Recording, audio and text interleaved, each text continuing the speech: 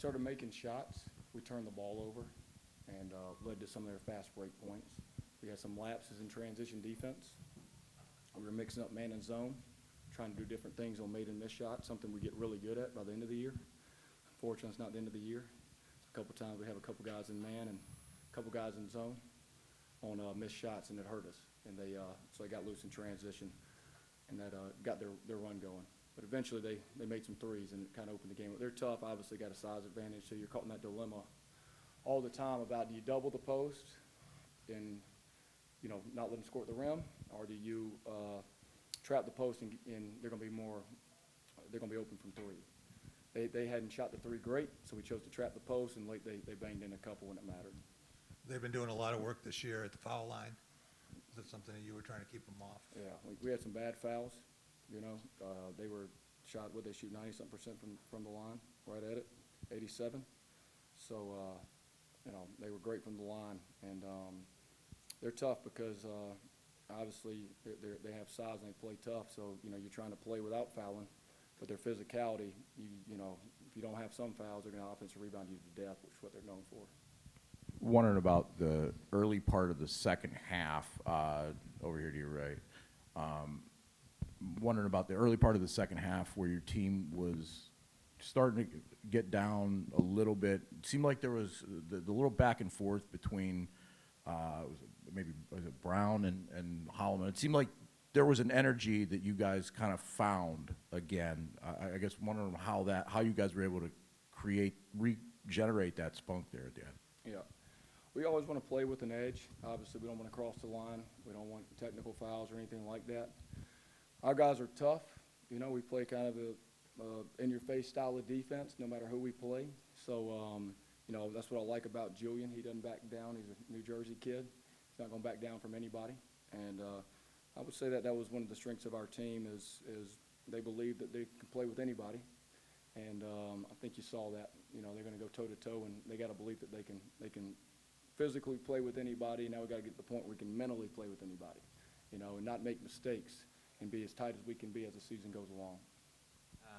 Just talk to me a little bit about what Jaden Akins did to give that zone defense for you guys problems tonight, and what a player of his caliber adds to a team like Michigan State, and how difficult it is to face a player like that. Yeah, I mean, they got a bunch of good players. They're actually a hard team to zone.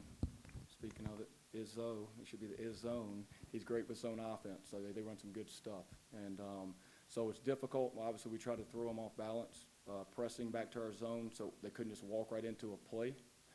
And, you can only hold them at the base so long. One thing that I thought our guys did a great job on, even in the zone, in this game, we didn't get out rebounded. It was 30-30. That usually doesn't happen when you're playing Michigan State. Dang sure doesn't happen for a mid-major. And so our guys showed a lot of heart, because that's the biggest thing that can kill your zone is just offensive rebounds over and over. And our guys fought, and they would rebound the basketball.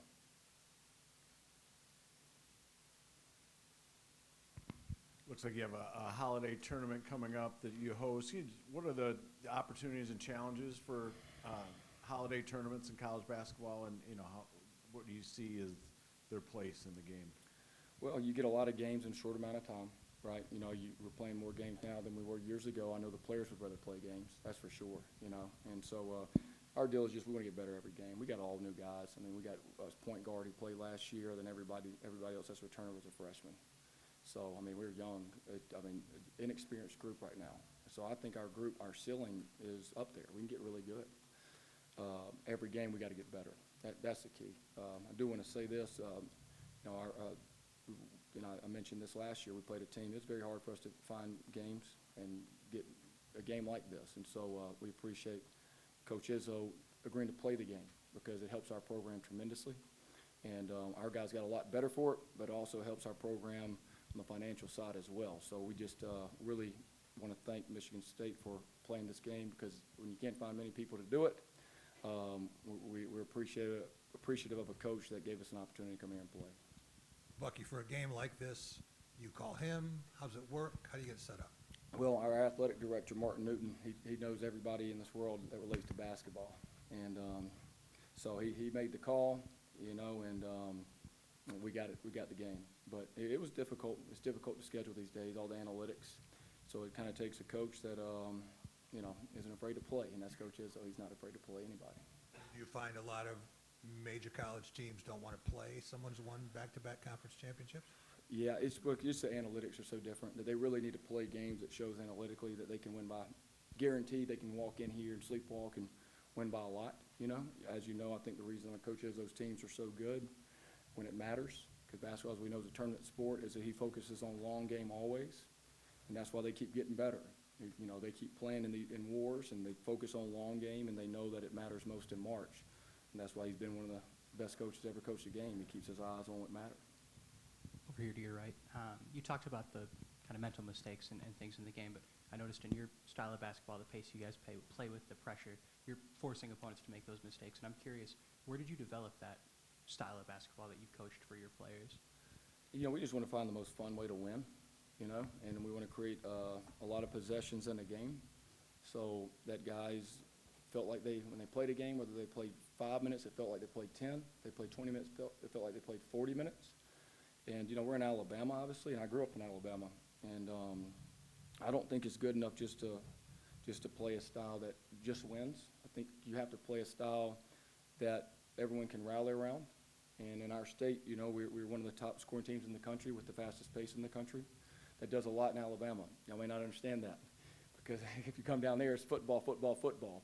But if you come to a Samford game, you're going to see a lot of points scored, and that's what we want. And guess what that does? That is a long-term play too, right? Because now you're scoring a lot of points. Players are getting better. You can play more guys. So now when they come back the next year, these freshmen have some experience.